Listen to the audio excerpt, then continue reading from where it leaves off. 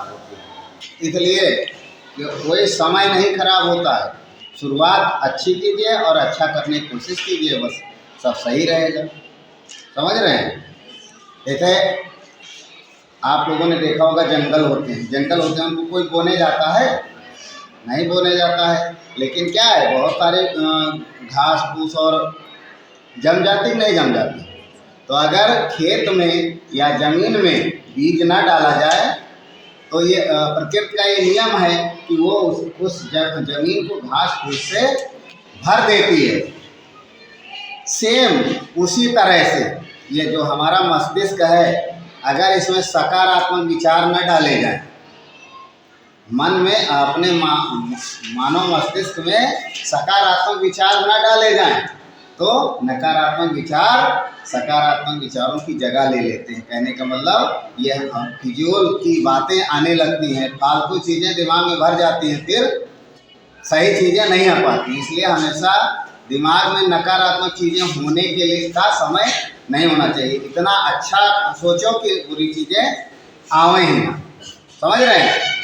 फिर जिस दूसरा प्रकृति का ये नियम है कि जिसके पास जो होता है वही देता है, जो होता है वही तो बांटता है। क्या कहते हैं? जिसके पास जो होता है वही बांटता है। सुखी सुख बांटता है और दुखी दुख बांटता है। सुखी सुख बांटता है, दुखी दुख बांटता है, और ज्ञानी ज्ञान बांटता है। ज्ञानी क्या करता है? ज्ञान बांटता है। भ्रमित भ्रम बांटता है और भयभीत भय बांटता है। यानी जिसके पास जो कुछ है वही तो वो बांटेगा, कुछ और नहीं बांटेगा। तो अपने आप को इतना कंप्लीट रखिए कि अच्छा ही रहे। तुम्हारे पास अच्छाइयाँ हैं तो आप अच्छाइयों को बांटेंगे, जिसके पास बुराइयाँ हैं वो बुराइयाँ ही तो देंगे। तो अच्छा, इतना मेहनत करिए, इतना कंप्लीट रखिए कि बुराइयाँ हमारे पास आवे ही ना। प्रकृति का तीसरा नियम क्या है जानते हैं? आपको जीवन में जो कुछ भी मिले, जीवन में जो कुछ भी मिले उसे पचाना सीखो। पचाना क्या कहते हैं? पचाना, पचा लीजिए। कोई जो बात सुना उसको पचा लीजिए, किसी से बताने की जरूरत नहीं। तो जीवन में जो कुछ भी मिले उसे पचाना सीखो, क्योंकि अगर भोजन नहीं पचता है तो क्या होता है? बीमारियां आने लगती हैं। शरीर जो है बीमारियों से ग्रस्त हो जाता है। पैसा अगर होता है, पैसा नहीं पचता है तो क्या होता है? दिखावा बढ़ जाता है। पैसा ना पचने पर दिखावा बढ़ता है, बात ना पचने पर चुगली बढ़ती है, प्रशंसा ना पचने पर अहंकार बढ़ता है, निंदा ना पचने पर दुश्मनी बढ़ जाती है। जैसे किसी की बुराई किया आपने और उसको लेके भूल गए तो धीरे धीरे वो खत्म हो जाएगा, लेकिन अगर उसको नहीं पचा पाए तो क्या होगी? दुश्मनी ही तो बढ़ेगी। आप उसके बारे में और सोचते गए तो दुश्मनी बन जाएगी। तो कहते हैं निंदा न पचने पर दुश्मनी बढ़ती है। समझ रहे हैं? प्रशंसा न पचने पर अहंकार बढ़ता है, राज न पचने पर खतरा बढ़ता है। कोई राज की चीज़ है, अगर उसको तमाम लोगों से बता दिया कि आज हम वहाँ जाएंगे, कल वहाँ जाएंगे, ऐसे करेंगे वैसे करेंगे, तो क्या हो जाएगा? खतरा ही तो पैदा होगा। जब तुम्हारी बातों को सभी लोग जानेंगे तो खतरा पैदा होगा आपके लिए।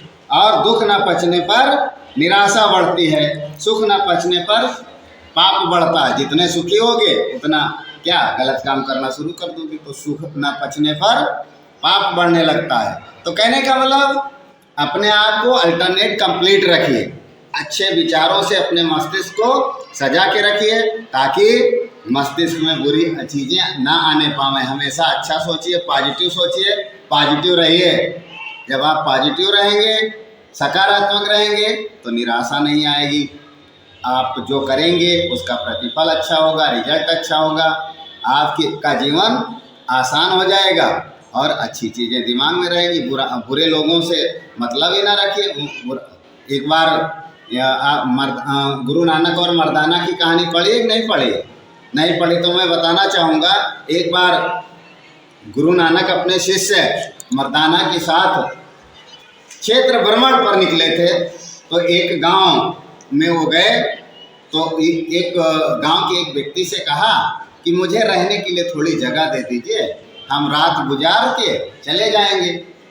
तो उस गांव उसने मना कर दिया, गांव के कई लोगों से कहा, लेकिन किसी ने उनको रहने और लेटने की जगह नहीं दी कि वो वहाँ पर लेट जाए। अंततः जो गुरु नानक थे उनको और उनके शिष्य को बाहर एक मैदान में लेटना पड़ा, जगह नहीं मिली।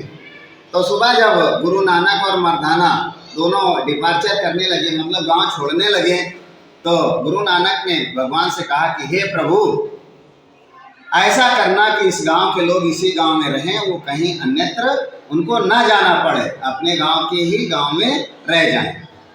फिलहाल उसी क्रम में अगले दिन शाम को दूसरे गांव में पहुंचे, तो वहां भी वही डिमांड की कि हमें रहने की जगह दे दीजिए, हम रात गुजार के चले जाएंगे।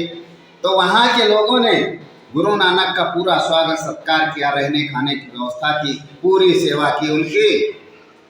तो अगले दिन जब फिर जाने लगे मर्दाना और गुरु नानक, तो गुरु नानक ने फिर कहा, हे प्रभु, ऐसा कीजिएगा कि इस गांव के व्यक्ति इस गांव में न रह जाएं, इस गांव के व्यक्ति इस गांव में न रह जाएं, बल्कि पूरे विश्व में या पूरे देश में फैल जाएं।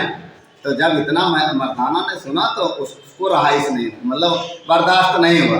उसने कहा, गुरुजी, आप ये बताइए कि जो अच्छे लोग बुरे लोग थे, तो उनके लिए तो आपने कहा कि इस गांव के व्यक्ति यहीं रहे, उनको कहीं अलग जाना ना पड़े, और ये बेचारे हमको जगह दिए, खाना दिए और पूरा सेवा सत्कार किया, तो आप कहते हैं इस गांव के लोग यहाँ ना रहे, पूरे देश में फैल जाएं, इनको आप अच्छा आशीर्वाद देना चाहिए। तो गुरु नानक ने कहा कि वो बुरे लोग अगर उसी गांव में रहेंगे, अपने ही गांव में अलग नहीं जाएंगे, तो बुराइयां उसी गांव तक सीमित रह जाएंगी।